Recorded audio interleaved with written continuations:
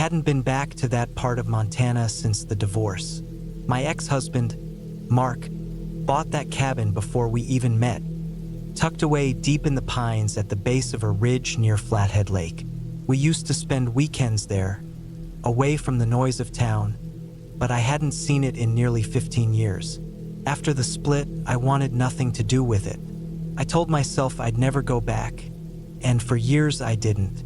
But one cold September evening in 2021, I found myself driving that winding dirt road again. I hadn't planned it.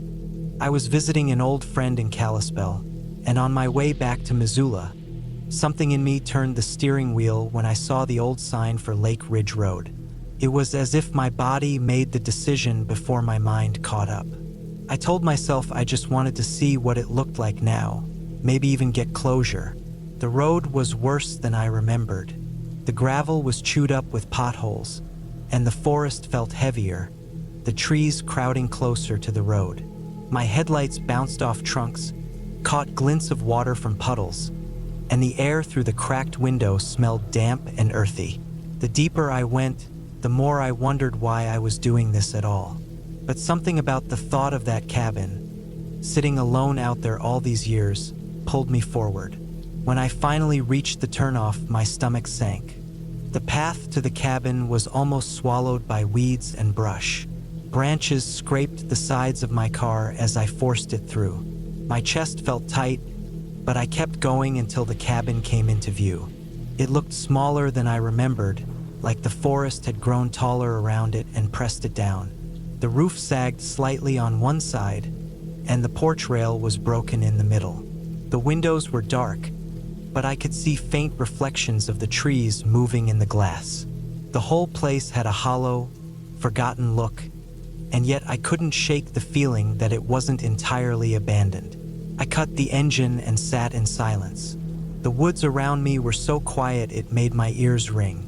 Not even crickets, not even the wind, just stillness. I told myself I'd step out, walk around, and leave. That was it, just a quick look. The air hit me hard when I opened the door. It was colder than I expected, sharp with the smell of wet pine and something faintly sour, like old garbage.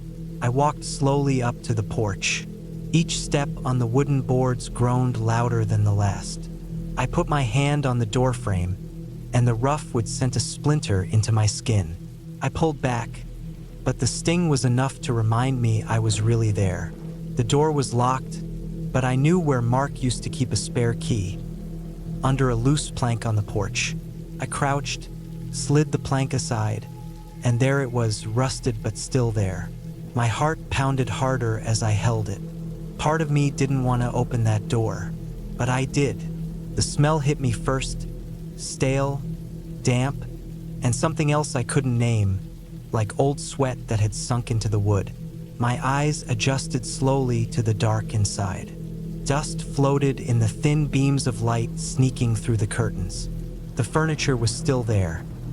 The old green couch, the heavy oak table, even the chipped coffee mug Mark always left on the counter.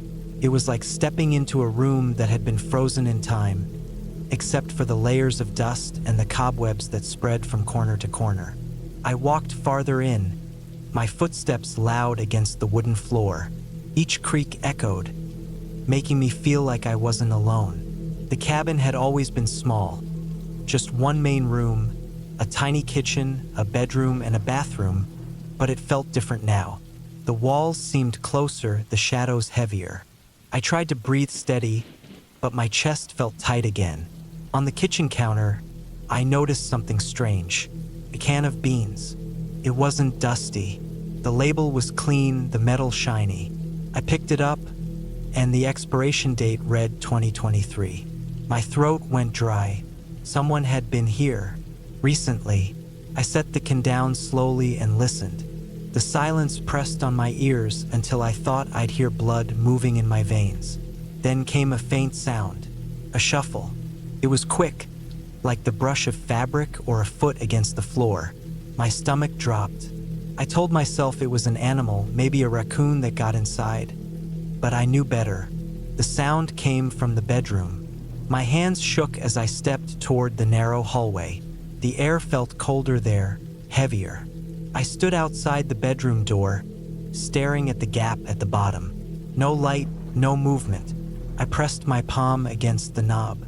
It was warm, too warm. I opened the door fast. The room was dim, lit only by a slice of fading daylight through the curtains. The bed was unmade, blankets tangled and pushed aside. And on the floor, near the far wall, was a duffel bag. Not mine, not Mark's. Modern, black, with a zipper half open. Inside, I could see a rolled-up shirt, a flashlight, a bottle of water. Someone had been living here, maybe still was. The hairs on my arms stood up. I backed away, trying to stay quiet, but my heel hit the edge of a loose board, and it snapped loudly. The sound echoed through the cabin, sharp and final. That was when I heard it, breathing, slow, steady, from somewhere behind me. I didn't turn around. I didn't need to. The sound was close, too close. My whole body went cold, but my legs moved on their own. I bolted out of the bedroom, down the hall, across the living room. My shoulders slammed into the doorframe as I rushed through the front door and onto the porch. The board screamed under my weight, but I didn't stop. I didn't look back until I was in my car with the doors locked and the engine roaring. Through the windshield, I stared at the cabin. For a moment, nothing happened, just the silent, sagging building in the trees. Then, from one of the front windows, the curtain shifted. Not much, just a quick twitch, like someone pulling it aside to watch me. I slammed the car into reverse, spun the wheel, and tore down the overgrown path, branches scraping and snapping against the paint. My heart hammered so hard I thought I'd pass out. I didn't look back again until I hit the main gravel road. By then, the cabin was hidden by the trees, swallowed up again. I drove for miles before I let myself breathe properly.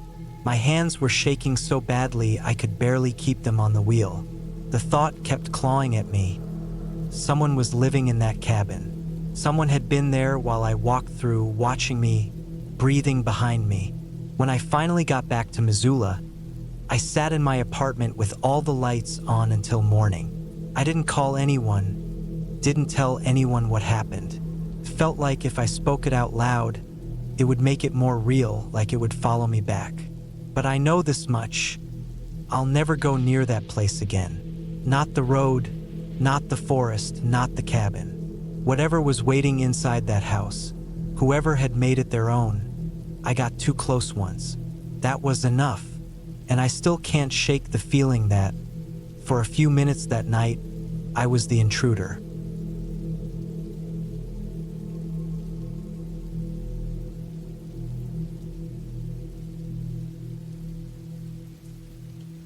I was 35 when I decided to take a trip out to a cabin in northern Idaho.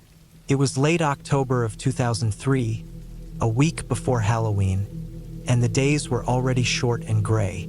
I had been working long hours at my job in Spokane, and I wanted to get away for a few nights. A friend of mine had told me about a small rental cabin near Priest Lake, a quiet wooden structure tucked back in the trees about half a mile off a dirt road. The price was low and the place had no real comforts. No television, no internet, just an old wood stove, a cot, a table, and a lantern. That was exactly what I wanted. The drive out there took about 4 hours. The highway was easy enough, but the last stretch was rough. Gravel and dirt, winding through tall pines with no sign of another house. I remember how the air smelled. Wet pine needles, cold dirt, and the sharp sting of wood smoke from somewhere far away. By the time I pulled up near the cabin, the light was already draining out of the sky. The cabin sat in a small clearing, its dark wood blending into the trees. A metal chimney poked out the roof, and stacked firewood leaned against the wall. I carried my bag inside, and the first thing I noticed was the silence. The kind of silence that presses in on you, where even your own footsteps sound too loud. The air inside was stale, but it wasn't rotten or moldy, just the smell of old wood. I lit the lantern, unpacked a few things, and started a fire in the stove. It took a while for the place to warm up, but soon the metal walls of the stove glowed faintly red. That night, I didn't do much. I sat at the table, ate a sandwich I had packed, and stared at the lantern flame while the woods outside turned black. I tried to read, but I kept catching myself listening. Every now and then there'd be a creak from the trees or the crack of a branch somewhere far off. It wasn't unusual, I knew, but out there, with no traffic or background noise, every sound felt sharper. When I finally lay down on the cot, I left the lantern on low and the stove popping in the corner. I must have dozed off for a few hours before I woke up suddenly. My throat was dry, and I thought I had heard something outside, something heavy, like a step. I stayed still, breathing slow, waiting. The stove ticked as the metal cooled. For a while, I heard nothing but my own heartbeat. Then, faintly, there was the crunch of leaves outside. Not constant, just one or two slow steps. I told myself it was an animal, a deer, maybe a moose. I didn't move to the window. I didn't want to. After 10 minutes of silence, I convinced myself it was nothing and drifted off again. The next morning, the air outside was icy. I stepped out with a mug of instant coffee and looked around the clearing. The ground was damp and scattered with leaves. That's when I noticed it. A print in the mud about 10 feet from the door. Not a boot print. Bare. Human. The heel and toes were clear. It wasn't huge, maybe the size of my own foot. But the idea of someone walking barefoot out here in the cold unsettled me. I walked the edge of the clearing but saw no more. The ground was hard in places, littered with needles that didn't hold impressions. I told myself again it could have been old, maybe from summer. I tried not to dwell on it, but I couldn't shake the thought while I cooked a small breakfast. That day, I hiked along a trail that followed a creek. The woods were beautiful but dense. The kind where you can't see far and the shadows stay even at noon. I kept glancing behind me. Once, I thought I heard something moving parallel to me through the trees. But when I stopped, the sound stopped too. I stood for a long minute before moving again. Faster this time. By late afternoon, I made it back to the cabin, exhausted but uneasy. The second night was worse. The wind picked up, hissing through the trees and rattling the roof. I fed the stove until the logs snapped loud enough to make me jump.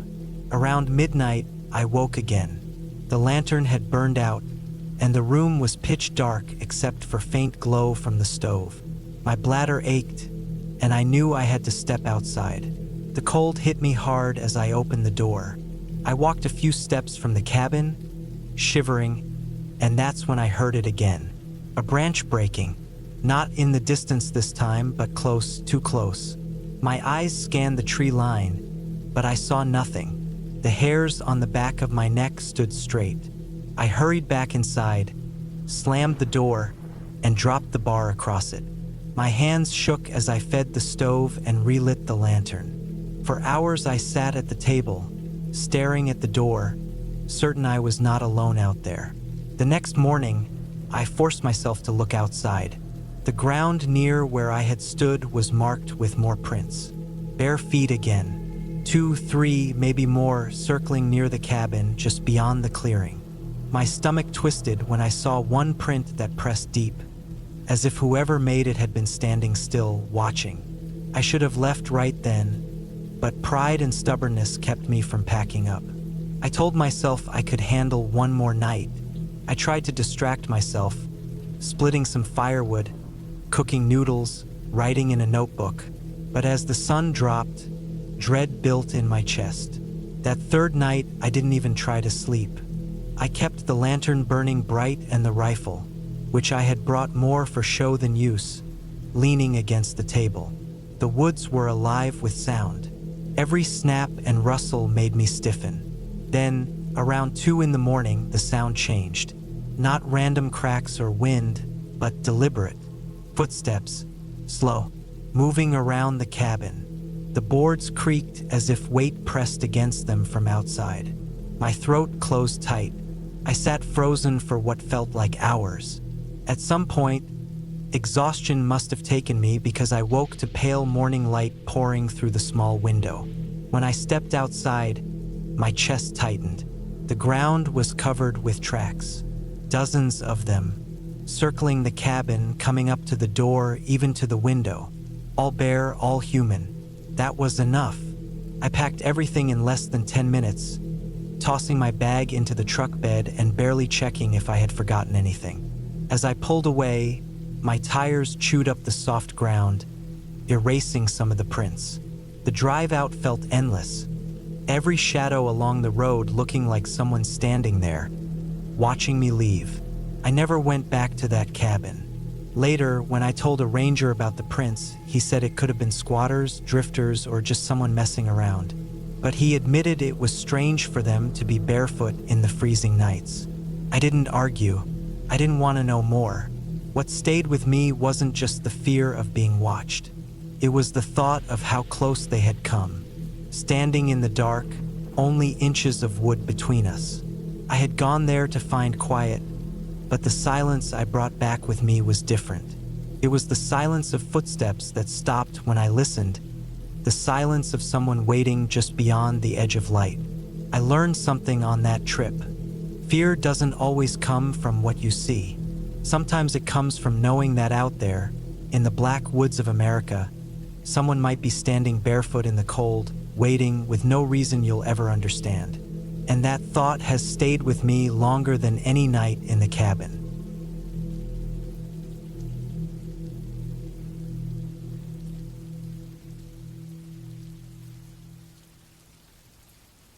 It was late October 2012 when I decided to take a trip up to the small cabin I had inherited from my uncle. It sat on a piece of land near the edge of the Ottawa National Forest in Michigan's Upper Peninsula. I had driven up there many times before, but this was the first time I was going alone, except for my dog Jasper, a 3-year-old German Shepherd. I was 32 back then, and the idea of being out in the woods alone didn't bother me much. I thought of it as a quiet escape, a break from my job and the crowded town where I lived. The drive had taken me nearly 7 hours, most of it through long stretches of winding back roads. By the time I reached the cabin, the sun had already dipped below the trees, and the air had turned colder than I expected. The cabin itself was small and plain, with peeling brown paint and a tin roof that always groaned in the wind. I parked my old Ford pickup on the dirt clearing and unloaded the bags, while Jasper circled around, nose to the ground, sniffing every tree and patch of brush. The first night passed uneventfully. I lit the wood stove, cooked a simple meal on the propane burner, and sat listening to the quiet. No traffic, no city sounds, just the crackle of the fire and the faint rustle of leaves outside. Jasper lay at my feet, ears twitching, but relaxed. The second night, however, is when I first felt the unease. It had been raining most of the day, the steady drizzle tapping against the tin roof. By evening, the ground outside was slick, and the woods smelled heavy, like wet pine and soil. I let Jasper out before dark, and he bolted to the edge of the clearing, stopping suddenly as though something had caught his attention. His tail stiffened, and he stood perfectly still, staring into the trees. I couldn't see anything but the dark line of forest against the fading light, but he stayed locked there, his body tense. I had to call him back twice before he finally came, glancing back over his shoulder.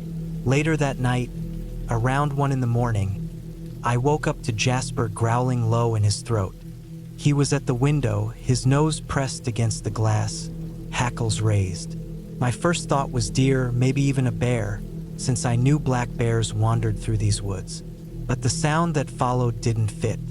It wasn't the shuffle of hooves or the crashing of something heavy moving through underbrush. Instead, it was slow, like careful footsteps on the wet ground, pacing around the cabin. I lay still in bed, the sheets pulled up, listening. The steps circled the cabin, stopping now and then. Jasper stayed rigid, his growl never breaking. My mouth was dry, and my heart thumped so hard I could hear it in my ears. After about 5 minutes, the sound stopped. I forced myself to look out the side window, but the night was too dark, and the rain streaked the glass. Nothing but trees and shadows.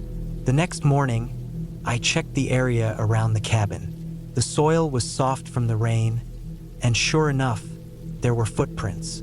Human ones. They weren't mine. I had only gone from the truck to the cabin and back. These prints came from the tree line, circled the cabin, and then led back into the woods. They were boot prints larger than mine, and the stride was deliberate, not wandering like a hunter or hiker. Whoever it was had walked right up to my cabin in the middle of the night. That set the tone for the rest of my stay. I told myself it was probably some drifter or maybe a hunter who got curious, but it didn't sit right. There were no other cabins for miles, and it wasn't hunting season yet. That evening, I tried to shake it off. I chopped some wood, kept Jasper close, and cooked dinner early. But I couldn't ignore the way he kept sniffing the air, pacing from the door to the window.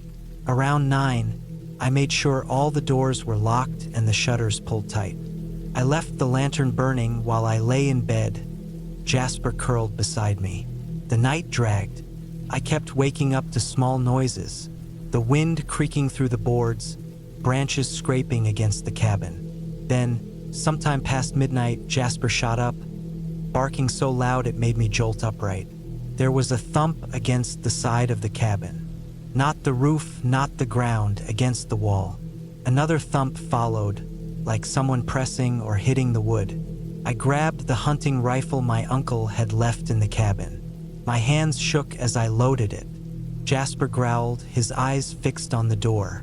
Then I heard it, the door handle moving. Someone was trying it, slow and steady, like they were testing if it was locked. I stood frozen, rifle aimed, every muscle tight. The handle rattled once more, then silence. After a long minute, the footsteps retreated, fading into the trees. I didn't sleep the rest of the night. To first light, I went outside again. More boot prints, clearer this time. They led straight to the front door, lingered there, then circled the cabin twice before heading back into the woods. I followed them for about 50 yards until they disappeared into thicker brush. The rest of that day, I kept Jasper close and the rifle even closer. I thought about packing up and leaving, but part of me didn't want to feel like I'd been run off. Still, the thought of another night there turned my stomach. As evening came, I couldn't shake the feeling that I was being watched. Every time I stepped outside for wood, I felt eyes on me, hidden in the tree-line. Jasper would stand with his ears up, staring, but he wouldn't go far. The air was colder that night, and the woods were too quiet. Even the usual chirping of crickets seemed muted. I decided I wasn't going to wait around. I packed most of my stuff, left only what I needed to get through the night, and planned to leave at sunrise. I loaded the rifle, locked every door, and set a chair against the handle just in case. Jasper never relaxed, his nose twitching, ears swiveling at every sound. Sometime in the middle of the night, I heard it again. Slow steps in the wet leaves. This time, instead of circling, they stopped near the bedroom wall. Just stood there. Jasper growled and barked, lunging at the window. The steps didn't move. They stayed there for what felt like forever, until finally, just before dawn, they faded back into the woods. When morning came, I didn't waste a second. I loaded the truck, tossed my gear in the back, and got Jasper in the passenger seat. My heart was pounding as I started the engine, half expecting to see someone step out from the trees. But the woods stayed still. As I pulled out of the clearing, I saw the footprints again in the mud, fresh ones. They had come back during the night, closer than before, pressing right up against the cabin wall where my bed was. Whoever it was had stood there in the dark, just a few feet from where I slept. I didn't look back again. I drove until I hit the main road and didn't stop until I was 2 towns over. To this day, I don't know who it was or what they wanted. Maybe it was some drifter, maybe something worse. But I know for sure that it wasn't just curiosity. The way they circled, the way they tested the door, the way they stood at the wall while I was inside, it was deliberate. I never went back to that cabin again.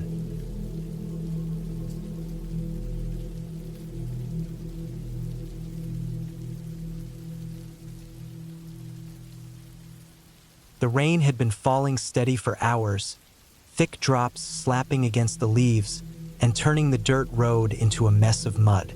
I had been driving back from a small job site where I was supposed to help a friend cut lumber, but the truck broke down miles back, and walking had become my only choice.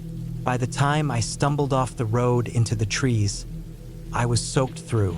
My boots were heavy with mud, and every step felt like dragging weights.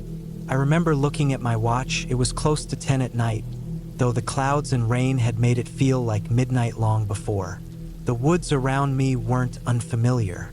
I had hunted here as a boy, gone camping with my uncle in the summers, but I had never walked this far back on foot in a storm. My flashlight was weak, the batteries fading, and each flicker of its beam made me uneasy. I needed somewhere dry, anywhere with a roof, before the cold set in deep. That's when I saw it through the trees, barely a shadow against the blackness. The shape of a small cabin. Didn't look new. The walls were rough, the wood dark from years of weather. A lean-to roof slanted low, and the single window I could make out was smeared with rain. I pushed through the brush until I reached the door. The handle was stiff, but it gave way, creaking loud in the night. Inside, it smelled of damp wood and old dust, but it was shelter. I pulled the door shut behind me, leaning against it as rain hammered the roof like gravel tossed from a shovel. I stood there for a long moment, just breathing, letting my eyes adjust. The cabin was small, maybe 10 feet by 12. The floorboards were uneven, some swollen with water damage. In the corner sat a pile of wood scraps and a broken chair. Against one wall was a crude cot frame with sagging ropes where someone had once slept. A rusted tin lantern hung from a nail, though it was empty. I dropped my pack onto the floor, the sound sharp in the quiet. My shirt clung cold to my back, and when I touched my arms, the skin was clammy. I knew I couldn't stay wet all night. My hands shook as I peeled the shirt off and wrung it out, twisting water onto the floorboards. The air was colder inside than out, but at least the rain wasn't soaking me anymore. I needed a fire. The scraps of wood in the corner were gray and splintered, but a few pieces were dry inside. I gathered them near the old stone fire ring in the center of the cabin. My lighter took a few tries, but soon a thin flame licked up, catching on the smallest splinters. I fed it slowly, blowing until the glow grew. The smoke curled upward through a crack in the roof, thin enough not to choke me. Heat began to seep into the room, weak but steady, and I sat close, rubbing my arms. The sound of the storm outside grew louder. The wind came in waves, rattling the boards, whistling through unseen cracks. At times it sounded like footsteps circling the cabin, the kind that make you turn your head quick even when you know it's just the trees moving. I tried to ignore it, focusing on the fire, watching the water drip from my boots onto the floor. But the noises kept pressing in. The groan of the walls, the slap of branches against the roof, the steady hiss of rain. I thought about how far I was from town. I hadn't seen a car or house since late afternoon. If something happened out here, no one would find me until morning, maybe longer. My chest felt tight as the thought grew heavy. I stood to move around, to shake the unease from my bones. That's when I noticed the marks on the doorframe. They were scratches, deep grooves cut into the wood at about shoulder height. Not the kind you make with a knife by accident. They were too rough, too uneven. They looked like claw marks or someone dragging metal across the grain. I ran my fingers over them and felt the splinters. My stomach tightened. I told myself it didn't matter. People used these woods for hunting, for camping. Maybe some kids had stayed here and carved at the door for fun. Still, the image stuck with me and I couldn't shake it. I went back to the fire, pulling my knees to my chest. The warmth was better now, enough that steam rose faintly from my pants. My head grew heavy, my body begging for rest, but every time I closed my eyes, a new sound made them snap open. A thud on the roof, a crack outside in the trees, the wind howling like a scream. My ears strained so hard they almost ached. At one point, I thought I heard something closer, a crunch of leaves just beyond the wall. My throat went dry. I stared at the door, the scratched frame glowing faintly in the firelight. The sound didn't come again, but I stayed tense, every muscle locked, waiting for it. Time stretched slow. Minutes felt like hours. I shifted now and then to toss more wood on the fire, though the pile shrank quick. The storm never let up. If anything, it grew heavier. The roof dripped in half a dozen places, puddles spreading dark across the floor. My pack leaned against the wall, damp already, my tools inside useless in the moment.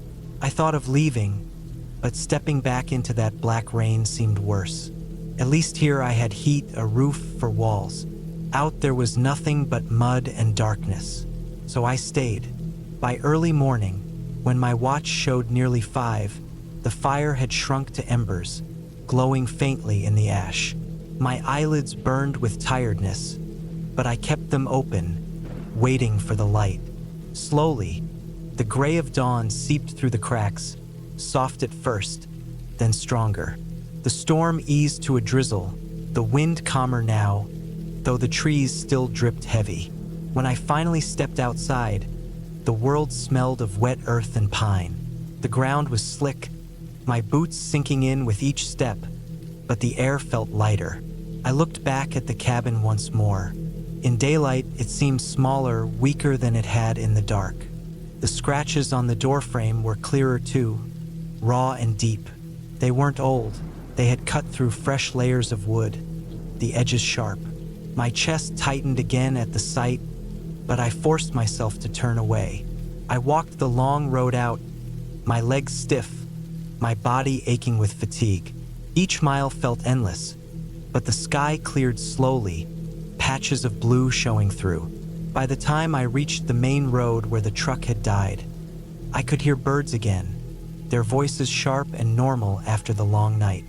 I flagged down a passing car, and the driver gave me a lift into town. He asked nothing, and I said nothing. I sat in silence, the warmth of the heater soaking into me, my clothes still damp, my thoughts stuck back in that cabin. Later, after I had showered and eaten, I tried to push it all away. It had been just a storm, just an old building, just a long night with no sleep. But when I closed my eyes, I still saw the scratches on the doorframe, fresh and deep, and I still remembered the sound I'd heard in the rain, like something circling just beyond the thin walls. And though I told myself it was nothing, a part of me knew I wouldn't walk those woods alone again. Not after that night.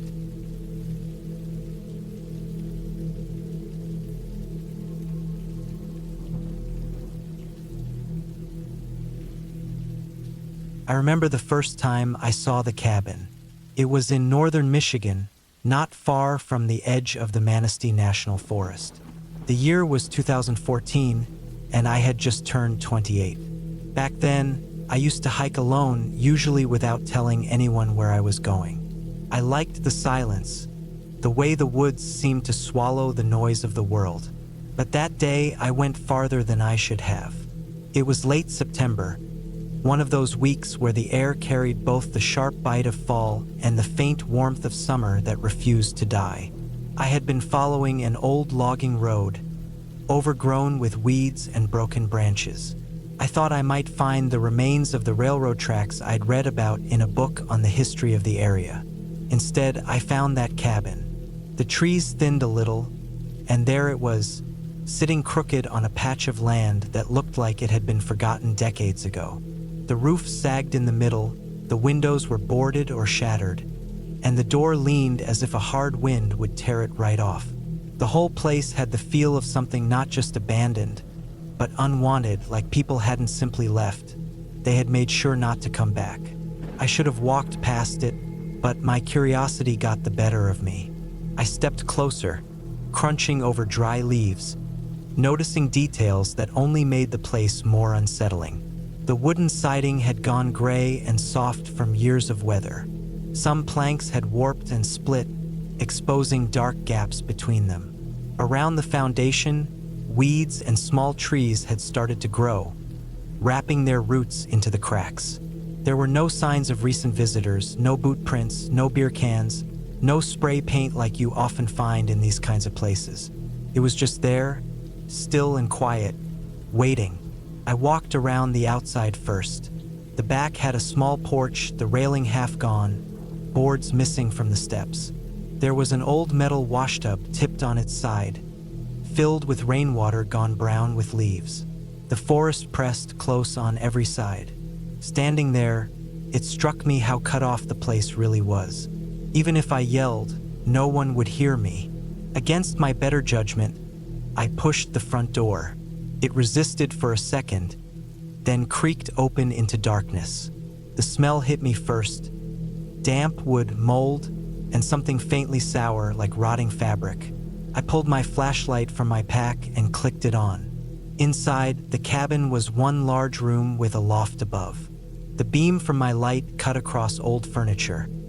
A broken table on its side, 2 chairs missing legs, and a stove rusted almost black. The walls were lined with shelves, most of them bare except for a few jars clouded with dirt and age. The floor was warped, with dark water stains spreading from one corner. I stepped inside, careful where I put my feet. The silence was heavy, broken only by the occasional creak of the building settling. My light picked up scratches on the walls. At first I thought it was just wear, but the closer I looked, the more I realized they weren't random. Lines, marks, something made by hand, dug deep into the wood as if with a knife or nail. They didn't form words I could read, just jagged patterns, like someone had been carving them over and over to pass the time. The loft had a ladder nailed to the wall, and I couldn't stop myself from climbing. Each rung groaned under my weight, and when I reached the top, I saw what had probably been a sleeping area. A mattress lay there, the fabric torn and the stuffing pulled out. A pile of clothes sat in one corner, stiff with age, covered in dust. In another corner, I noticed a small stack of empty cans. The labels were faded, but I could make out beans, corn, meat. Someone had lived here, and not just briefly. I sat back on my heels, staring at the space, and felt the first prick of unease. It wasn't just an abandoned cabin. It looked like someone had stayed long after they should have, clinging to this decaying place. That thought unsettled me more than I wanted to admit. I climbed back down and kept looking around. Near the stove, I found a trap door in the floor, the edges outlined with a narrow gap. I crouched, slid my fingers in, and lifted. It opened with a groan of swollen wood, revealing a crawl space below. The air that drifted up was colder, heavy with damp earth. I aimed my flashlight down and froze. There were bones. Not human, at least not from what I could tell. Animal bones, mostly small. Rabbits, maybe raccoons, scattered in piles. But it wasn't just the bones. There were tools down there too. Rusted blades, a small saw, and what looked like an old trap. Everything had been left in a way that didn't feel accidental. It was messy, but deliberate, like someone had been working down there and then left suddenly. The unease twisted into something sharper. I dropped the door shut and stepped back. I couldn't shake the thought of the scratches on the walls, the cans upstairs, the bones beneath. Whoever had lived here hadn't just been surviving. They had been trapped in something, some routine, some obsession that made them carve marks and keep bones. I told myself I had seen enough, but before leaving, I wanted one more look outside. I stepped out onto the back porch, breathing in the cool air, trying to shake the cabin's smell from my nose. That's when I noticed something I hadn't before. The ground around the cabin wasn't just overgrown. There were faint paths, pressed down into the weeds, leading away into the trees. Trails made by feet, not animals. I followed one for a short distance, maybe 30 yards, until I came to a clearing. In the center was a pit, shallow and half-filled with leaves. The dirt around it looked disturbed, like it had been dug and refilled more than once. My stomach knotted. I didn't want to know what had been buried there. I turned back fast, hiked to the logging road, and didn't stop until I reached my car. My nerves didn't settle until I was driving, the trees thinning out and cell service finally coming back. Later, I tried to find records about the cabin. Old maps showed it, but nothing about who built it or who had lived there. A friend at the county office said many of those old places had no records at all, just squatters or drifters who stayed until they left or died. What unsettled me most wasn't the cabin itself, but the thought that someone had spent years in it, alone, carving the walls, eating out of cans, collecting bones. I wondered if they had walked away, or if they were still out there somewhere, in another cabin deeper in the woods. I haven't gone back to that area since. When I hike now, I stick to marked trails and keep my phone's GPS running. But sometimes, on quiet nights, I find myself thinking about that trap door and the cold air drifting up, the scratches in the wood, the pit in the clearing. The cabin is probably still there, rotting further into the earth, waiting for someone else curious enough or unlucky enough to step inside. And that thought alone is enough to keep me away.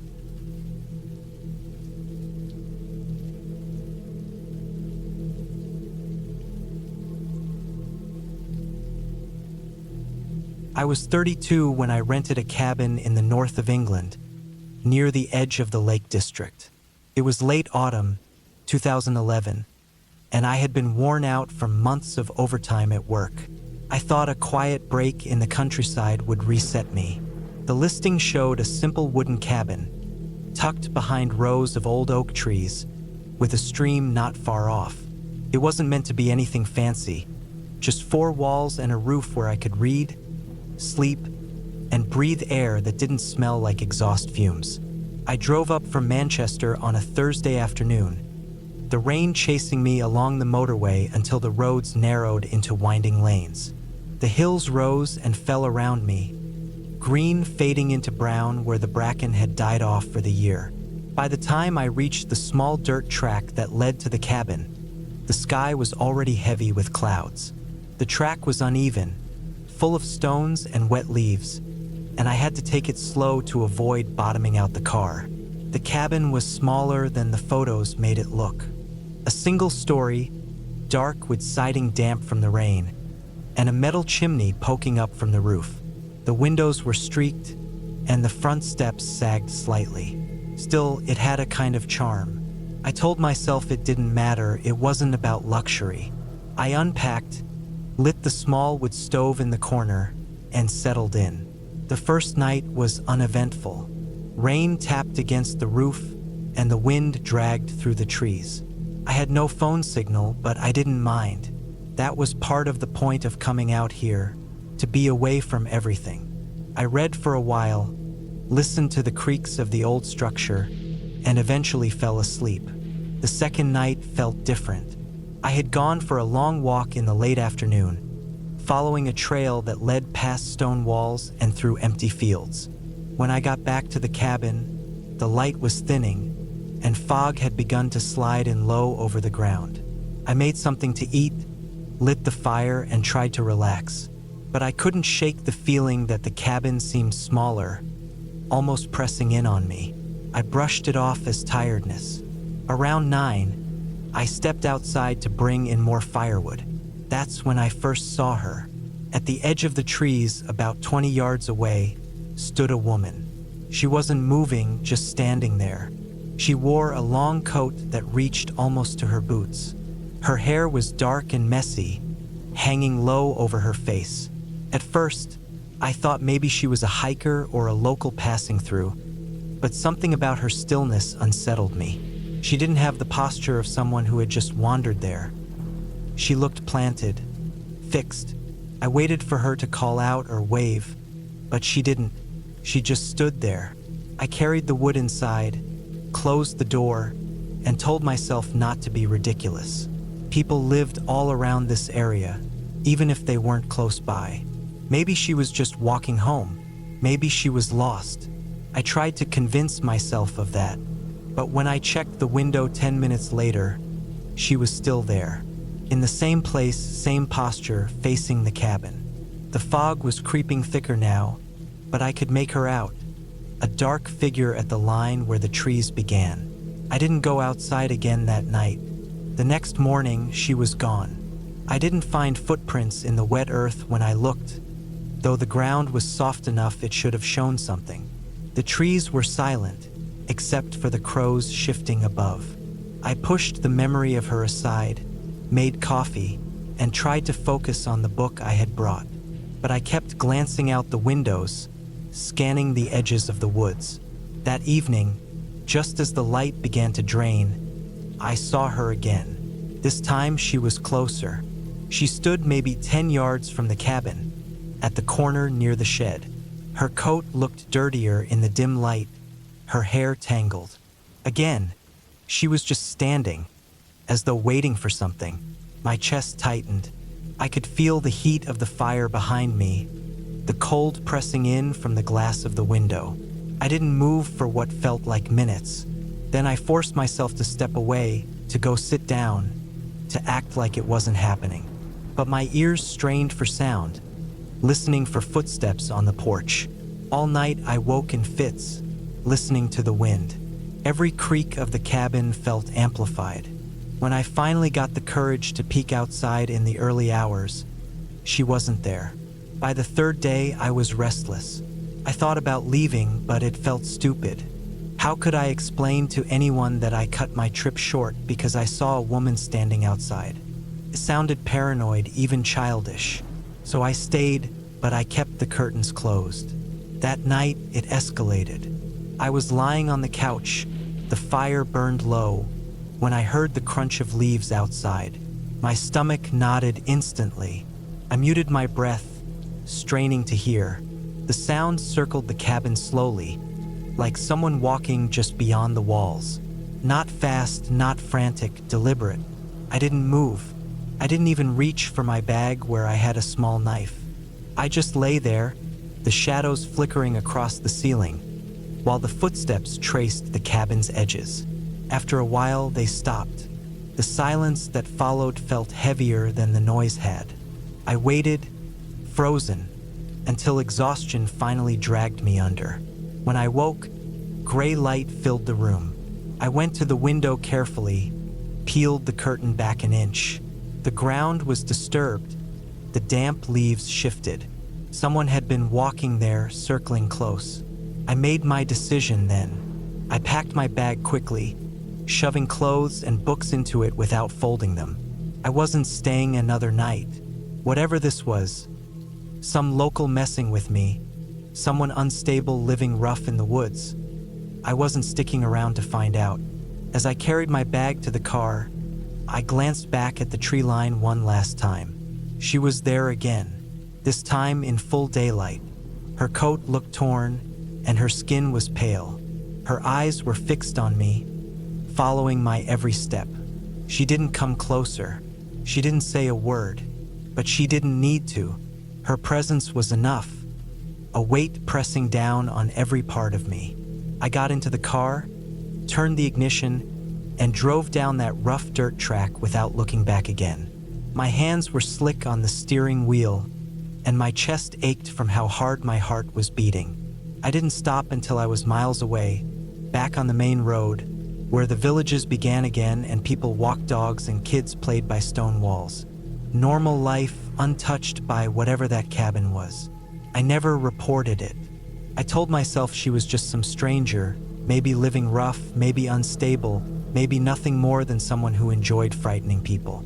But I couldn't shake the way she had looked at me. It wasn't the look of someone who wanted help. It was the look of someone who had chosen me, singled me out, for reasons I would never understand. I never went back to that part of the country again.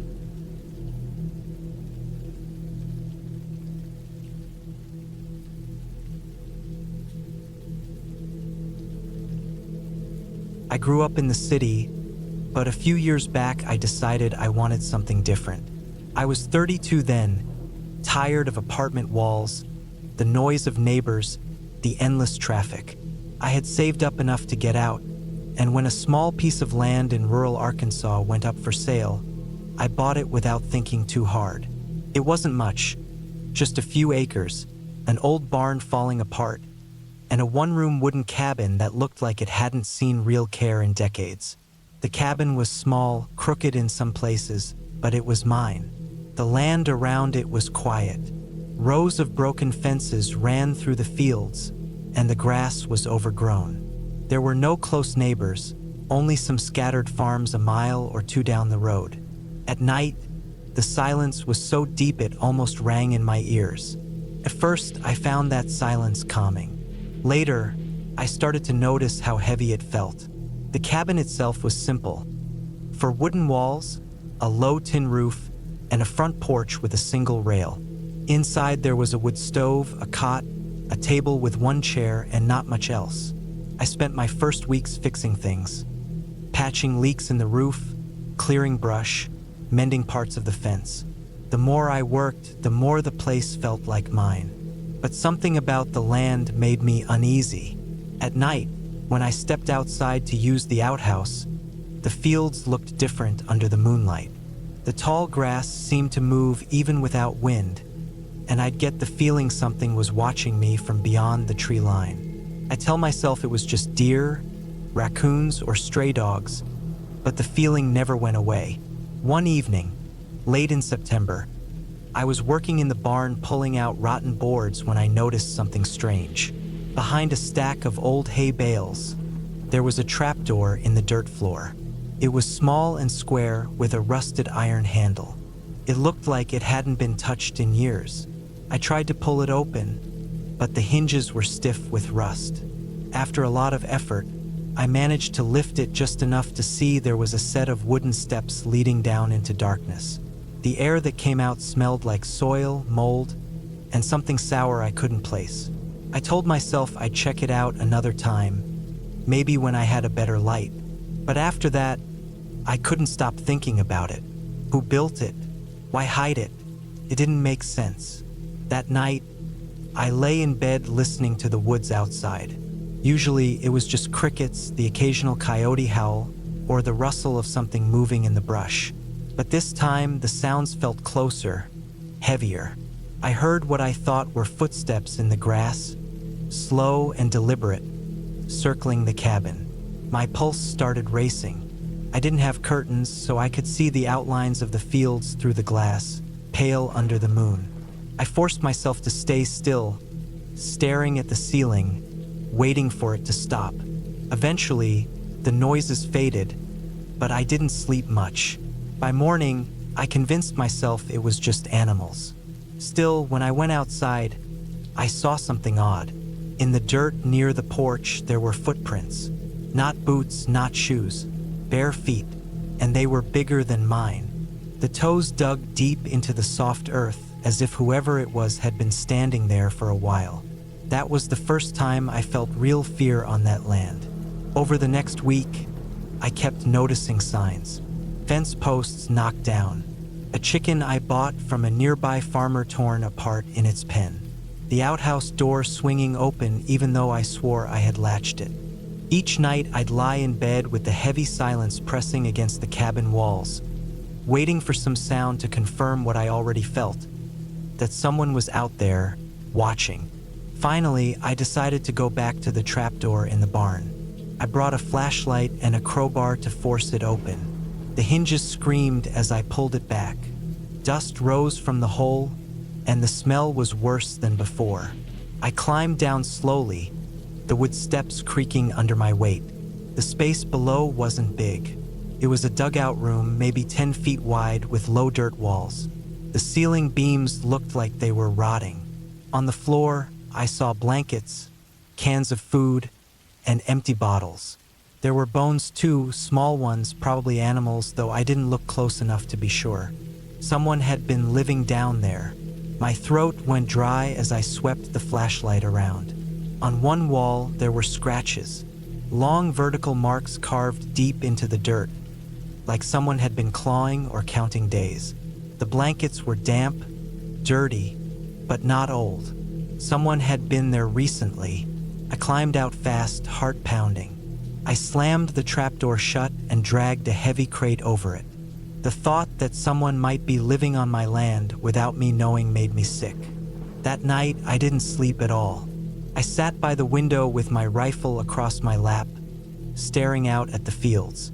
Hours passed. The moon shifted across the sky, and then I saw movement near the barn. A shadow broke away from the tree line, tall and slow, walking across the field. It stopped at the barn door, pushed it open, and disappeared inside. I gripped the rifle so hard my hands hurt. I wanted to believe it was just some drifter, someone looking for shelter. But deep down, I knew it wasn't that simple. Whoever had been living under the barn wasn't just passing through. They had been there for a long time. They knew I was here now. I didn't move. I sat frozen in that chair until the first light of morning. When the sun rose, I went out to the barn, careful, rifle ready. The door was hanging open. Inside, the crate I had dragged over the trapdoor was pushed aside. The hatch stood open. I didn't go down again. Couldn't. That was the last night I spent in that cabin. I packed what I could fit in my truck and drove into town, heart racing the whole way. I told the sheriff what I had found, but he just nodded like it wasn't the first time he'd heard something like that. He promised to send someone out to check, though I never found out if they did. I sold the land a few months later. I didn't care about the money I lost. I just wanted to be away from that place. Even now, years later, I still see it when I close my eyes. The trapdoor in the barn, the bare footprints outside my porch, the shadow crossing the field toward the cabin. What scares me most isn't what I saw. It's what I never saw. Whoever was out there, they had been living on that land long before me. And when I left, they stayed.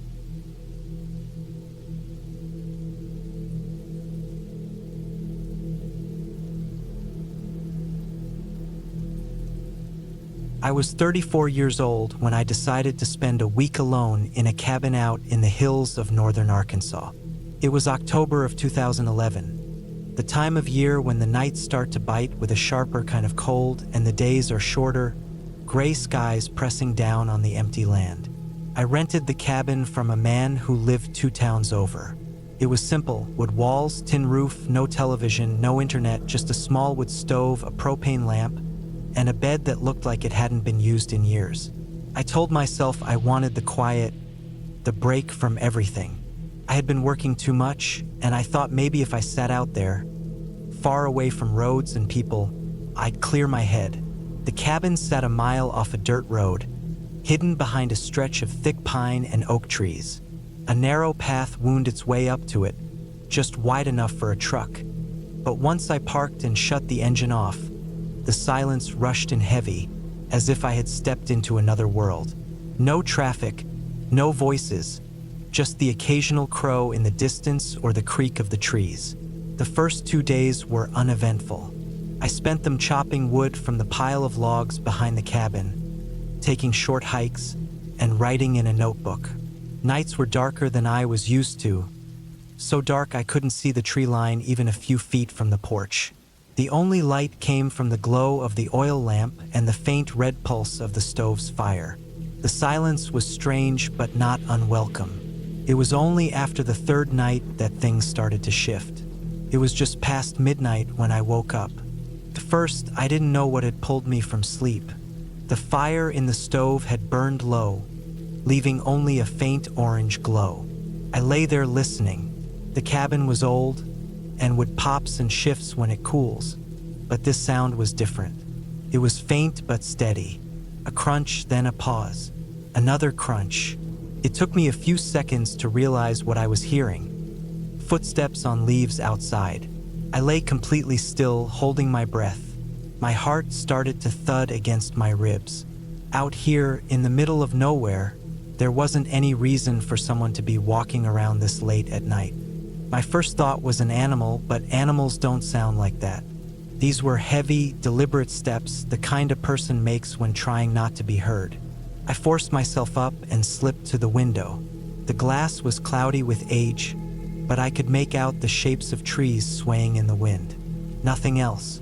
The footsteps had stopped, but I didn't know if that was because whoever it was had left or because they were standing perfectly still, waiting. I didn't sleep the rest of the night.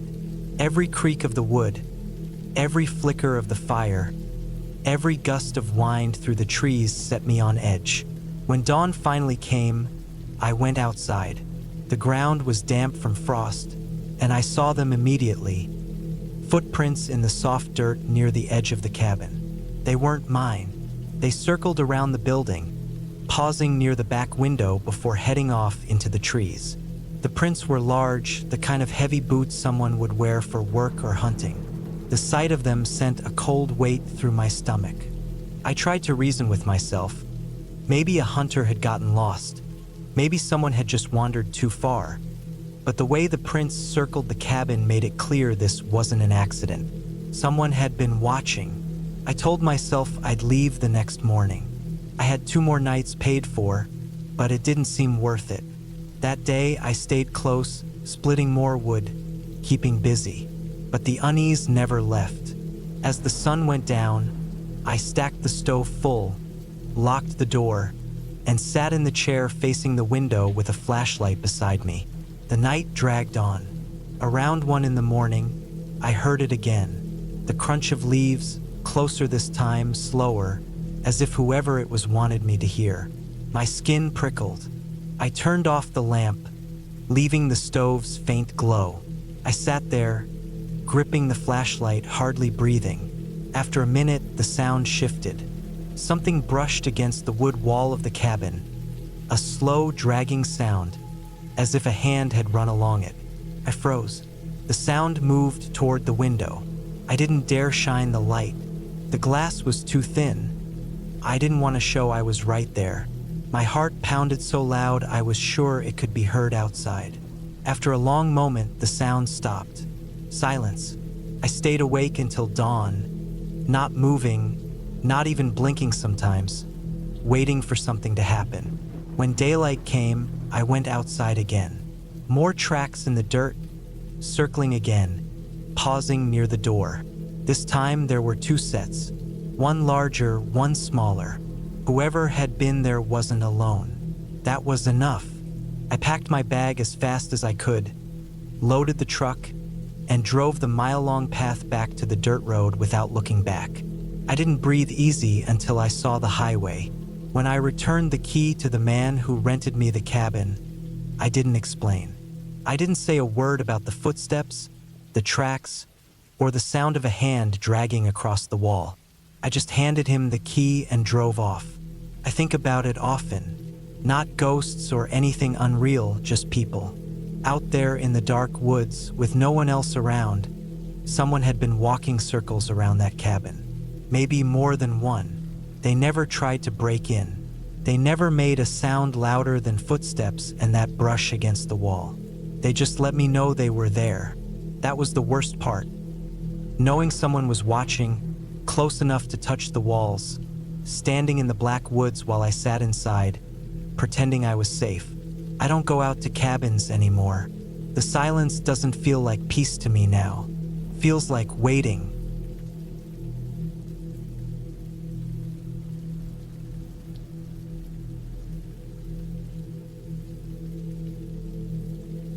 I had rented a small hunting cabin in northern Arizona back in the fall of 2009. It wasn't far from the edge of the Navajo Nation, tucked away off a narrow dirt road that looked more like a game trail than something meant for a truck.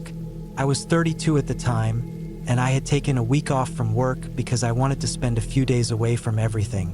No phones, no traffic, no people. The cabin was old, single-roomed with a little loft, built out of dark pine logs.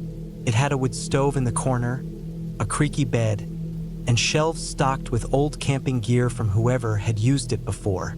The windows were small and crooked, with no curtains, just open glass that looked out to the tree line. The first 2 days passed quietly. I split wood, went on short hikes, and cooked basic meals over the stove. At night, the silence was so thick that it pressed against my ears. The only sounds were the groans of the logs settling or the occasional crack of a branch outside. I wasn't afraid at first. I grew up in a rural area and was used to nights that were dead quiet. But there was a different quality to the silence there. It felt watched, as if the woods were holding their breath. On the third night, I woke up around 2 in the morning. The fire in the stove had burned down to glowing coals, painting the walls orange. I wasn't sure what had woken me, but then I heard it, a noise outside. It wasn't a branch falling or a raccoon digging through leaves. It was slow, deliberate steps circling the cabin. They weren't heavy, but not light either, almost like someone barefoot was pacing outside. I lay frozen on the bed, my heartbeat loud in my ears. I didn't move to the window, I just listened. After a few minutes, the steps stopped, but the silence felt sharper than before. In the morning, I told myself it was probably an animal, maybe a deer. I went outside and walked around the cabin. The ground was dry dirt with scattered pine needles, and there were faint marks in the soil, but nothing I could clearly recognize. They didn't look like boots, though, more like impressions of feet without shoes. I shook it off. People hiked those woods all the time, I figured. Maybe a hunter wandered too close, but in the back of my mind, it didn't sit right. That afternoon, I carried water from the stream a few hundred yards downhill. While I filled my containers, I got that same feeling of being watched. The trees felt taller than usual, shadows stretching even though it was early. When I turned back, I thought I saw something in the corner of my eye, standing far off between 2 trees. Tall, thin, and still. By the time I focused, it was gone. I told myself it was my imagination. That night, I made sure the fire was stacked strong, and I bolted the cabin door with the rusty latch it had. I lay awake for a long time before drifting off. Around midnight, I woke again. This time, it wasn't just footsteps. There was a scratching on the wall, low to the ground at first, like fingers dragging lightly against the wood. Then it moved higher up toward the window. My stomach dropped when I saw the shadow against the glass. A hand, long and thin, pressed against the pane, fingers too long, stretched wider than they should have been. I didn't move. I didn't breathe. The hand slid away after a few seconds, leaving smudges on the glass. I waited, staring, until the fire burned down again. The noises didn't return that night, but I didn't sleep again either. I sat up with my knife in my lap until dawn finally lit the woods. In the morning, I decided to leave. My nerves were frayed, and the thought of spending another night there made my chest tighten. I packed up what I could into the truck, but before I drove off, I forced myself to circle the cabin again. On the side where the window was, I found fresh marks in the dirt. Clearer this time. They weren't boots, not paws. They looked like bare human feet, but wrong. The toes were too spread apart, the heel too narrow, and the length, they were longer than mine by several inches. My throat tightened. I left without wasting another minute. The dirt road was rough, and halfway down, I glanced in the mirror. Something moved at the tree line, keeping pace with the truck. Not running, not stumbling, just walking. Too tall, too steady. It didn't get closer, but it didn't fall behind either. I gripped the wheel harder, staring forward, refusing to stop. By the time I reached the paved highway, it was gone. I didn't look back again. When I got home, I tried to explain it to myself. Maybe it was just a person out there, someone messing with me, some drifter living off the land. But the way it moved, the prints in the dirt, the hand on the glass, I couldn't reason it away. I didn't tell anyone for a long time. Whenever people asked how the trip was, I just said quiet and changed the subject. But even now, years later, I remember that cabin too clearly. I remember how the woods seemed to breathe when I was outside. I remember the handprint on the glass. and I remember the way it walked at the tree line, steady and patient, like it had all the time in the world. That was the last time I stayed alone in a cabin.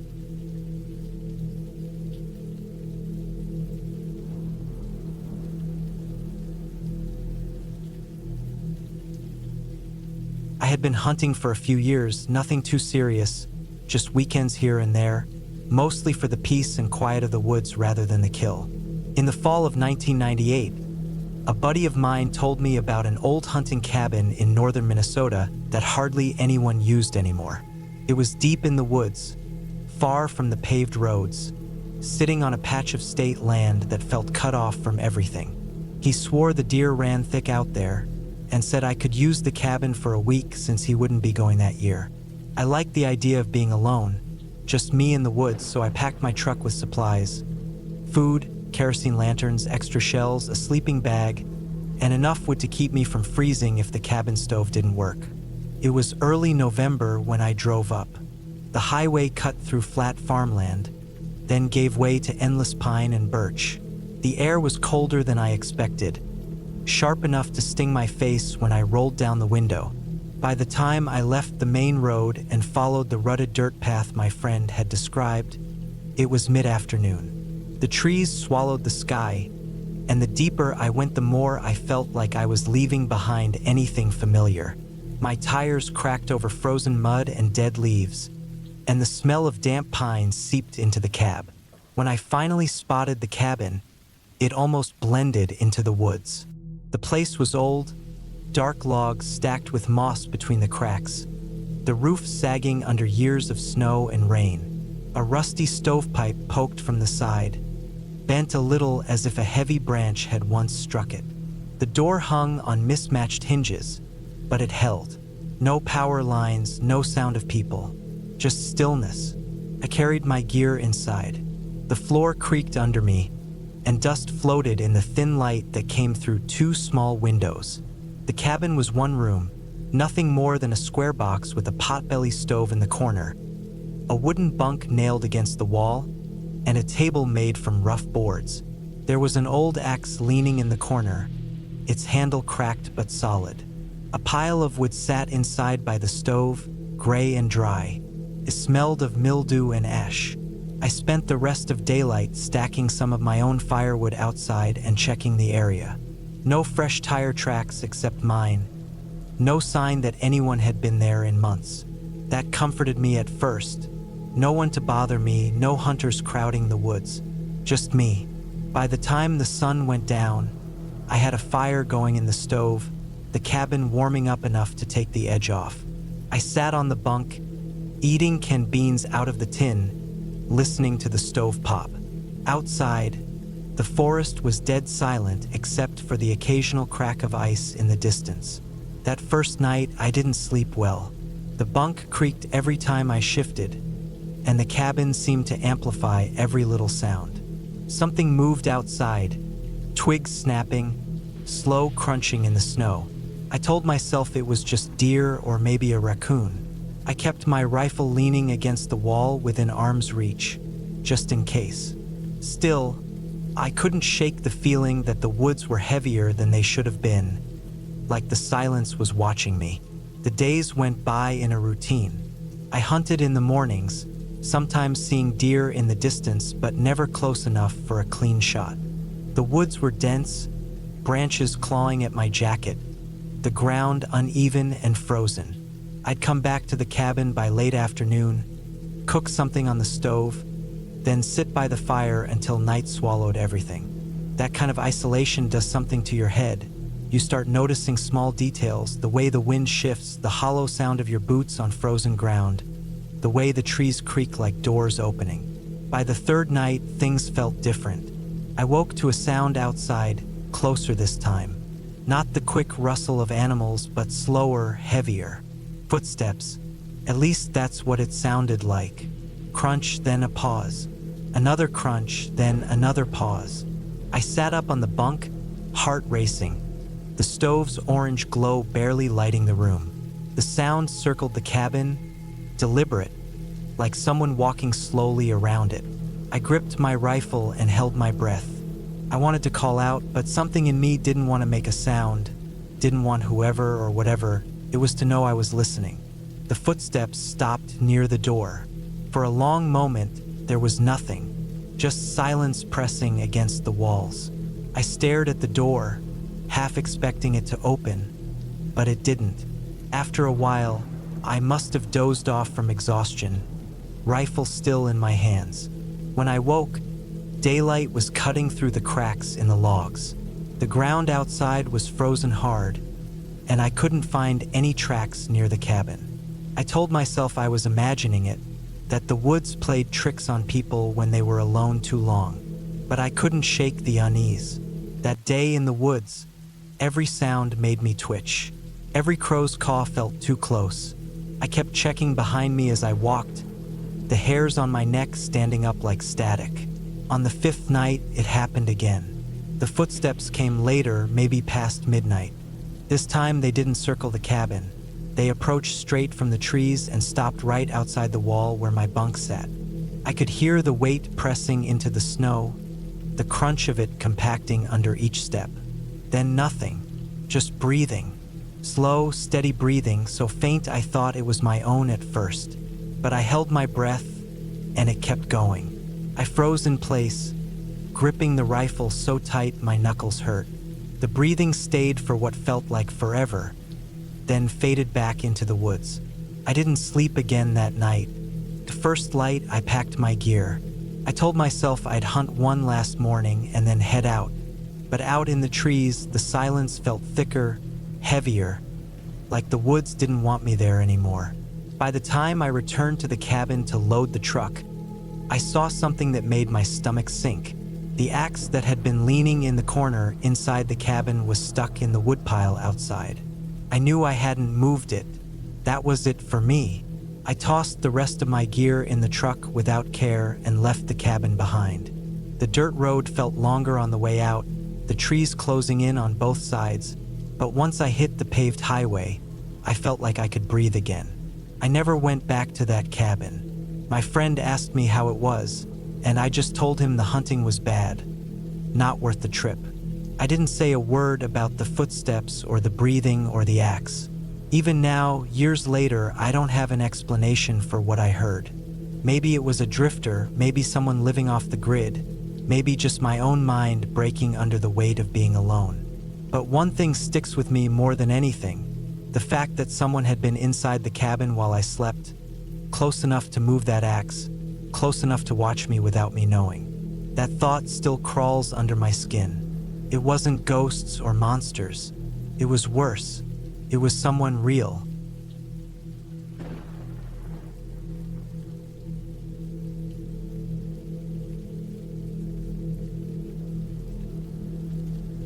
I never planned to spend the night in that cabin by the graveyard. It wasn't part of the trip. I had been driving through the countryside in northern Vermont in late October of 1996. The kind of cold that stings your face when you step out of the car. I was 28, and back then I liked to take trips on my own, just to see what was out there, to drive without much of a plan. By late afternoon, the sky was already turning gray. The weather had changed quick, and the forecast called for rain that might freeze overnight. My old Chevy truck didn't handle slick roads too well, so I pulled off onto a narrow dirt lane looking for somewhere to stay until morning. The dirt road twisted between tall, dark pines and sloped downhill, mud sticking to the tires. At the bottom of the hill, tucked against a small graveyard, sat a cabin. The graveyard wasn't big, maybe 20 or 30 headstones, old ones, leaning and cracked, names and dates worn away by years of storms. The iron fence around it sagged in places, sections missing entirely. Behind the fence, dry weeds and tall grass covered the ground, leaves piled in drifts against the stones. The cabin looked abandoned but not completely ruined. The roof sagged a little and the windows were coated in grime, but the front porch still had a railing, and the door was on its hinges. I figured it was better than sleeping in the truck, especially with the cold closing in. I parked by the tree line and walked up. The door stuck but opened with a hard push. Inside, It smelled of dust and damp wood. The place had one room, a stone fireplace, and an old iron bed frame in the corner. The mattress was long gone. Empty shelves lined the wall. A wooden chair sat broken in the corner, its back snapped. The floor creaked with every step. I checked the place over, making sure it was empty. It was. I decided I'd stay. I gathered some dry sticks from the edge of the graveyard, broke them down, and managed to start a small fire in the fireplace. The warmth filled the room slowly, though the smoke crawled up the chimney with a lazy reluctance, leaving a faint haze inside. As darkness came, I sat by the fire with my back against the wall. I had a sleeping bag in the truck and spread it out on the floor. The sound of the wind outside was constant, moving through the trees, rattling branches against the roof. I told myself I'd just get some rest and leave at first light. But as the night dragged on, small things started to gnaw at me. The first was the silence between gusts. When the wind stopped, it was too quiet. Not a single sound of animals. No owls, no crickets. Just a heavy stillness pressing down. Felt wrong.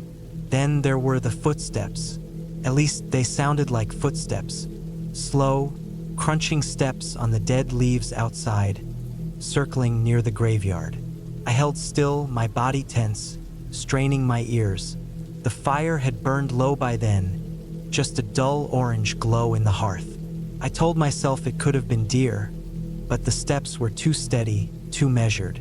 They stopped for long stretches, then started again, always shifting around the graveyard and edging closer to the cabin. I didn't move from where I sat. My hand rested on the small hatchet I kept in my bag. I thought about grabbing it, but instead, I just listened. Around midnight, the sound changed. Something brushed against the side of the cabin, a dragging scrape like someone running their hand, or something harder, along the wood. My heart thudded. The cabin walls were thin. Whoever was outside was only feet away. I held my breath, waiting, and the scraping stopped. The fire popped, throwing sparks. The sound made me jolt hard. My eyes kept flicking to the door, expecting the handle to turn, expecting it to open. But nothing happened. Minutes turned to hours. I fought sleep but felt myself drifting, jerking awake each time the wind shifted. Sometime after 2, I noticed the faint crunch again, this time not in the graveyard, but directly outside the cabin walls. Steps slow and deliberate, pacing around the structure. I tried to steady my breathing, making it quiet, pretending I was asleep in case someone looked through the window. That thought alone chilled me. The windows, I hadn't covered them. They were just sheets of grimy glass with the firelight flickering behind them. From outside, anyone could see me sitting there. I forced myself not to look. I stayed in my corner, eyes fixed on the dying glow of the fireplace. At some point, I must have dozed because the next thing I knew, the fire was out. The room was black, and I woke to a sound that froze me. The door handle turned slow, metal squealing faintly. My chest clenched so tight it hurt. I gripped the hatchet in my hand, holding it low, listening. The handle turned again, just enough to rattle, then stopped. Nothing else, just silence. I sat there in the dark, staring at the shape of the door, every nerve on edge. I didn't move for the rest of the night. When the first light of dawn crept through the windows, I felt like I could finally breathe. I pushed myself up, legs stiff, and packed my things with shaking hands. Before I left, I forced myself to look outside. The ground was wet from a light rain, and mud clung thick to the grass around the cabin. That's when I saw them. Footprints, dozens of them, bare feet, too many to be one person. They circled the cabin, pressed deep into the soft mud. Some led back into the graveyard, weaving between the leaning stones. The iron gate of the fence hung half open, swinging in the breeze. I didn't bother with the firewood or the rest of the supplies I'd brought in. I grabbed my bag, ran to the truck, and drove back up the dirt road without looking in the rearview mirror. Even now, years later, I don't know who or what was out there. I've thought about it more times than I can count. The graveyard was old, abandoned for decades. No houses nearby. No reason for anyone to be wandering barefoot in the cold, circling that cabin in the middle of the night. I've never taken another back road trip like that again. I stick to highways, to towns, to hotels. When people ask why, I tell them the truth.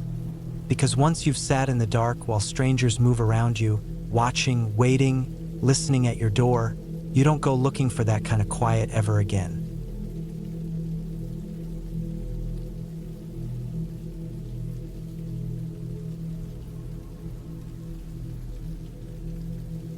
I started working as a seasonal park ranger in the summer of 1998, out in northern Montana.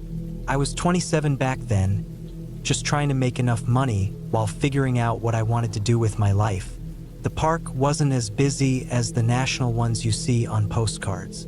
It was mostly dense forest, big patches of uneven ground, and long stretches of trails that didn't get many visitors except hunters, campers, and the occasional backpacker who wanted to be left alone. The ranger station I was assigned to was small, more of a cabin than anything. It sat about 5 miles from the nearest paved road, tucked into a valley with mountains rising on both sides. The cabin had a radio, a wood stove, a bunk, and shelves stacked with old logbooks. The place smelled like damp wood no matter how many windows I opened. At night, the sound of the forest pressed right up against the walls. Some nights it was owls or coyotes, but more often it was just wind dragging through the trees. I wasn't scared of the forest. I grew up around it. But staying in that cabin for weeks at a time gave me a different kind of respect for the dark. Out there, once the sun dropped, you couldn't see 10 feet in front of your face without a lantern. The forest closed in tight. You felt it pressing against the glass. One night in late September, a storm rolled through. I'd been out checking trail markers earlier that day, and by the time I got back to the cabin, the rain was already coming down in sheets. The roof of the cabin popped and groaned as the wind shoved against it. I stacked some logs in the stove, got the fire going, and tried to settle in. Nights like that usually meant nothing but writing reports and flipping through old field guides. Around 10 o'clock, I went to check the radio. We were supposed to log in twice a day, morning and night. The storm was messing with the signal, just static most of the time. I kept trying, leaning close to the receiver, turning the dial slowly. That's when I thought I heard something faint through the static. Just a few seconds of noise that didn't sound like weather interference. It almost sounded like movement, like someone bumping the mic. But then it was gone. I let it go and wrote it down in the log just in case. The storm got heavier, and after midnight I decided to call it a night. I lay in the bunk, the wind shoving branches against the side of the cabin. The rain was hammering so loud it felt like it was inside with me. I drifted in and out, half awake, when I heard something different. It wasn't wind. It was a dull thud, not once but a couple of times. It came from the direction of the front porch. I froze in bed, staring at the ceiling. The storm was still raging, but I could separate that sound from everything else. Something had stepped onto the porch. I got up and grabbed the flashlight from the shelf. My boots were by the door, but I didn't bother with them. I just stood there in my socks, listening. Another thud. The porch boards creaked under weight. I swung the flashlight at the window next to the door. All I saw was rain pouring down the glass. Nothing else. I thought maybe it was an animal. Deer sometimes came close, and black bears too. But deer didn't make heavy steps like that. Bears, maybe. I unlatched the door but didn't open it right away. My hand was shaking, which I hated admitting to myself. Finally, I pulled it open and shined the light across the porch. Nothing, just wet boards and the rain hammering down. I moved the light out into the trees, sweeping it across the clearing. That's when I saw it. At the tree line, just at the edge of the beam, there was a figure, a man. He was standing still, facing the cabin. He didn't move when the light hit him. He was too far away to make out details, just a dark shape against darker woods. My chest tightened up, and I nearly dropped the flashlight. Nobody was supposed to be out here in the storm. The nearest town was 15 miles away. No vehicles could make it down the dirt road in that rain without sliding into the ditch. I called out, but my voice got lost in the storm. The man didn't respond. He just stood there. I held the light on him for maybe 10 seconds, then swept it back toward the porch railing, trying to steady my breathing. When I moved the beam back to the trees, he was gone. I stayed there another minute, soaking my socks on the porch, before backing into the cabin and locking the door. My hands were numb. I shoved a chair under the handle just in case. I didn't sleep the rest of the night. By morning, the storm had blown out. The forest looked washed clean, drops of water clinging to every pine needle. I forced myself to step outside. I checked the porch, then the ground around it. Mud everywhere, but there were prints. Not boot prints, bare feet. The ground was soft enough to show the shape of toes and heels pressed into the mud, leading from the tree line straight to my porch, then back again. Whoever it was had walked out there with nothing on their feet in the middle of a cold mountain storm. I followed the tracks a short distance into the trees before stopping. The forest was quiet, heavy with that after-rain smell. The prints just kept going deeper into the woods until they vanished against the rocks. Back at the cabin, I wrote everything down in the log. Every detail, the radio static, the figure, the footprints. Later that week, when the Maine Ranger came up to check on things, I showed him. He just nodded slowly, then told me not to follow things like that again. Said there were people who lived out in the forest, people who didn't want to be found. Survivalists, drifters, folks running from something. He didn't sound surprised. I stayed the rest of my season, but I never slept right again in that cabin. Every creak on the porch, every knock of a branch in the wind, I'd jolt awake and wait for footsteps. I never saw the man again, but I couldn't shake the thought of him standing barefoot at the edge of the trees, watching me. When my contract ended in October, I packed my gear and didn't look back. I took another job the following year, but not in the mountains. Not in a place where the trees pressed so close. That night in the cabin has stayed with me ever since. It wasn't the storm or the silence, or even the footprints. It was the fact that someone chose to be out there, in the middle of all that, watching a stranger's cabin with no light, no shoes, and no reason. And the worst part was knowing he was real, because real things don't just disappear when you turn your light away.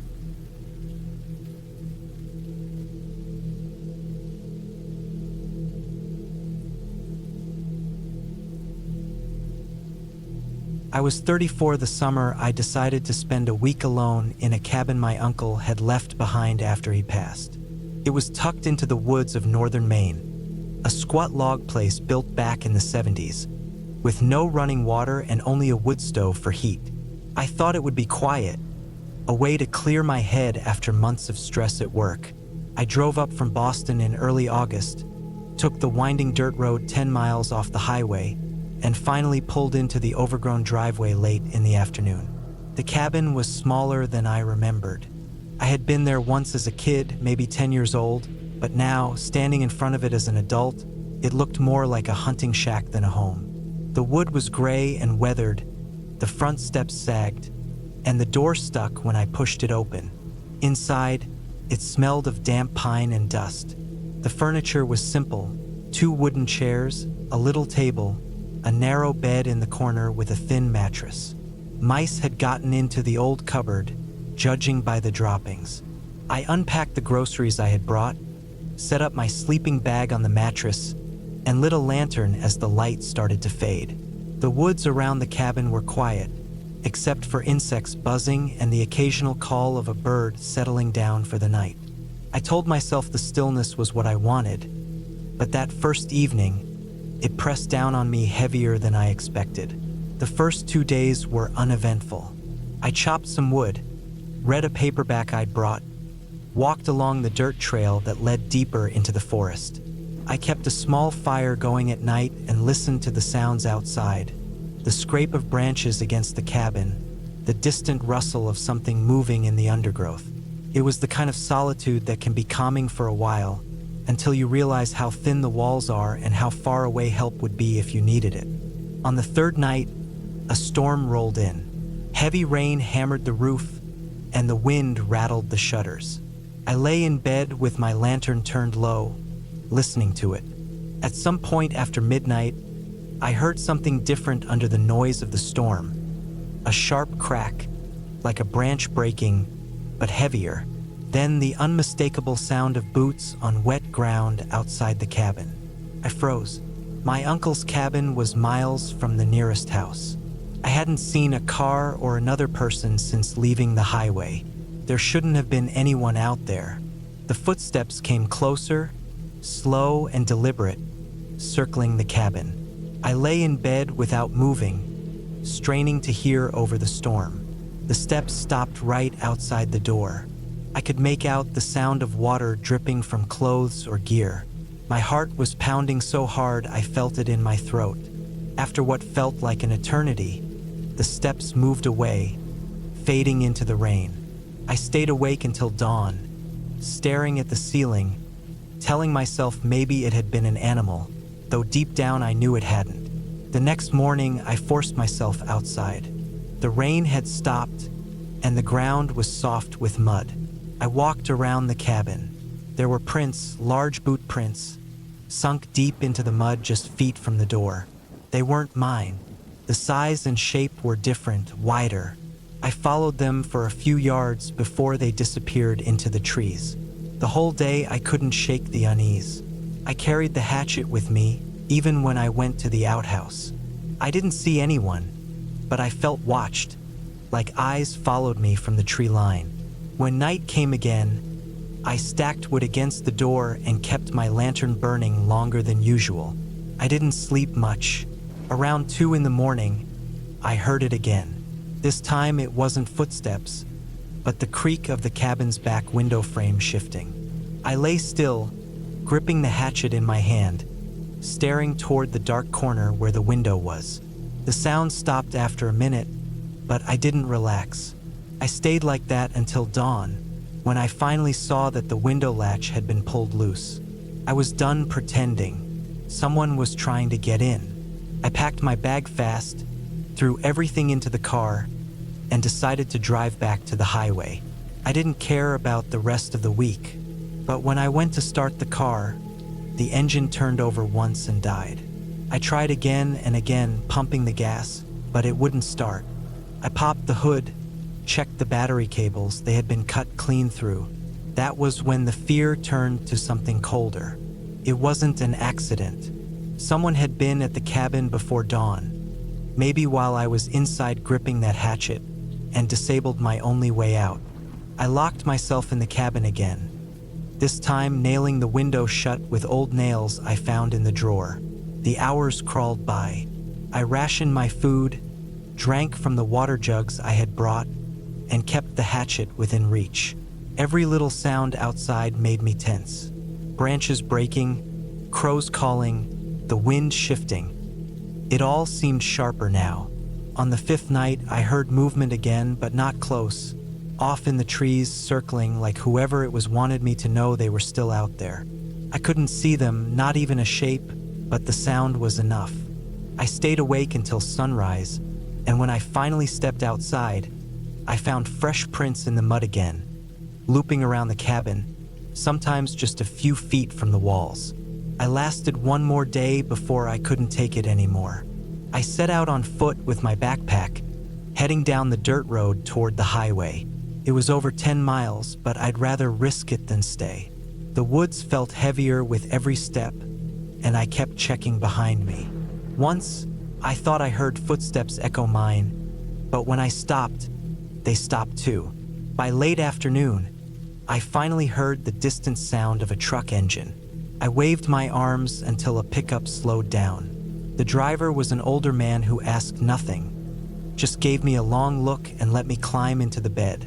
I didn't explain. I didn't tell him about the cabin or the nights of waiting in the dark, because I could barely believe it myself. When I went back weeks later with a mechanic to tow my car, the cabin was just as I left it, except the nails I had driven into the window frame had been pried out. The prints were gone, washed away by weather, but that single detail was enough. I sold the cabin within a month.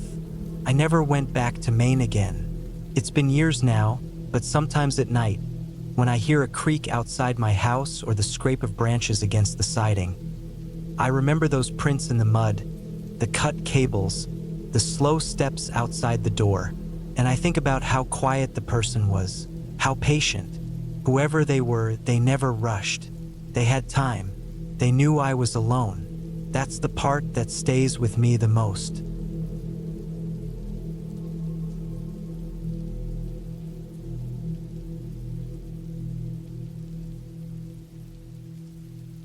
My dad had this old friend named Mark. He was in his late 60s, a retired cop who had worked the streets of Cleveland most of his life.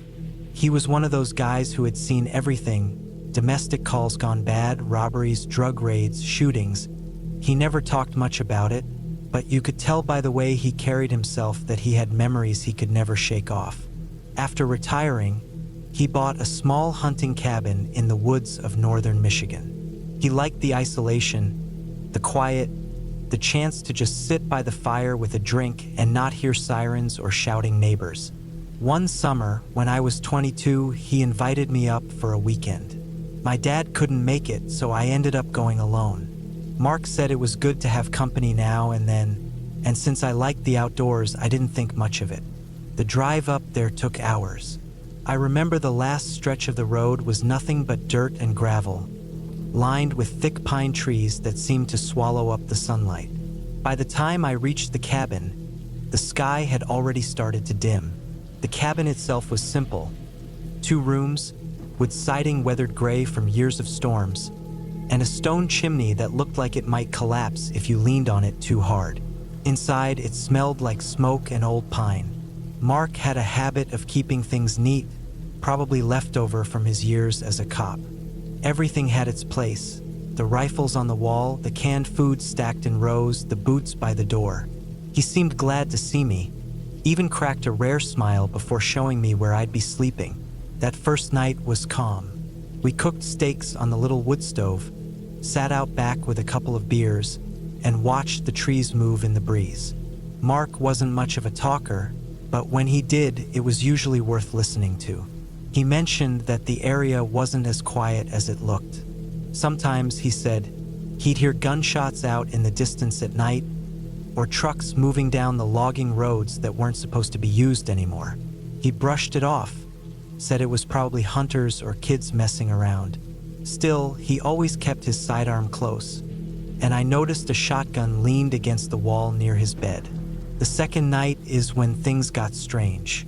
A storm had moved in that afternoon, heavy rain drumming against the roof, the wind pushing through the cracks in the walls. We stayed inside most of the evening, the fire burning low. Around midnight, I woke up to a noise. It wasn't the storm. I'd gotten used to the rhythm of the rain by then. This was different. It sounded like gravel shifting outside, like boots crunching on the path leading up to the cabin. I lay still, holding my breath. The sound came again, closer this time. Whoever it was, they weren't in a hurry, just slow, steady steps. I looked across the small room and saw Mark already awake, sitting up in his cot, hand resting on the shotgun. He didn't say a word, just kept his eyes on the door. The steps stopped after a few seconds. Nothing but rain after that. The next morning, Mark went outside first. I followed, heart still pounding from the night before. At first, I thought maybe I had imagined it, but then I saw the prints. Fresh boot tracks, sunk deep into the wet mud, leading right up to the porch and then turning back into the trees. They weren't ours. We hadn't left the cabin all night. Mark crouched down, studied them for a long time, and finally said it wasn't worth chasing whoever it was. Could be a hunter. Could be someone looking for a place to sleep, he muttered. But I could tell he didn't buy it. The day passed slow. We tried fishing at the lake half a mile away, but neither of us caught anything. Mark was quieter than usual, always scanning the tree line, listening. By dusk, he decided we should keep the lanterns off inside. Said it was better not to advertise we were home. The storm had moved on, but the woods felt heavier somehow, like the air itself was thicker. That night, I barely slept. Every creak of the cabin, every gust of wind against the siding made my stomach knot. Around 2 in the morning, the sound came back. This time, it wasn't footsteps on gravel. It was wood creaking under weight the porch. Someone was standing just outside the door. I could hear the faint shuffle of boots, the slow press of weight against the boards. Mark sat up again, shotgun in hand, eyes locked on the door. Minutes dragged on. Then came a soft scrape, like fingers brushing against the window frame. I don't know how long it lasted, but eventually the sound faded. Whoever it was didn't knock, didn't try the door, just left. In the morning, Mark checked the porch. The mud was torn up worse than before. Not just one set of prints this time, 2, maybe 3. He didn't like that. He didn't say much, but I could tell by the way he carried himself, more rigid, always glancing behind him. By then, I wanted nothing more than to leave, but the dirt road had flooded out from the storm. Mark said it would be at least another day before it dried enough to drive out. That last night was the worst. The woods were dead silent. No crickets, no owls, nothing. Just silence so heavy it felt wrong. Around 1 in the morning, the sound came again, but louder now. More footsteps, more weight on the porch. The doorknob rattled once, twice, then stopped. I felt my chest tighten as I watched the shadow of boots shift under the crack of the door. Mark didn't wait this time. He cocked the shotgun loud enough for anyone outside to hear. The sound froze the air. Then, just as slow as it had started, the steps retreated. Back across the porch, back into the trees. We stayed awake until dawn, weapons in hand, not speaking a word. When the first light finally broke, we went outside. The tracks were everywhere, circling the cabin, crossing each other, leading back into the woods. Mark followed them for a short while before stopping. He looked at me, his face pale and hard, and said we were leaving as soon as the road was passable. By noon, the sun had dried enough of the mud for us to get out. We packed quickly, no breakfast, no lingering. As we drove down that narrow dirt road, I kept glancing back, half expecting to see someone step out of the trees and watch us go. I never asked Mark about it again. I don't think he wanted to talk about it. A year later, he sold the cabin. Told people it was because the upkeep was too much for his age, but I knew better. He'd lived through too many dangerous nights in the city, seen too many unpredictable people, to mistake what happened for anything harmless. It wasn't ghosts, it wasn't animals, and it wasn't kids. It was people. Real people who had come out to that cabin in the middle of the woods, not once but 3 nights in a row. They didn't knock for help, didn't speak, didn't leave any sign of needing something. They just circled, watched, and waited. That thought stuck with me longer than anything else, that there are people out there who don't need a reason. People who move through the dark, silent, patient, and just curious enough to see what might happen if you let your guard down. And I still thank God that we didn't.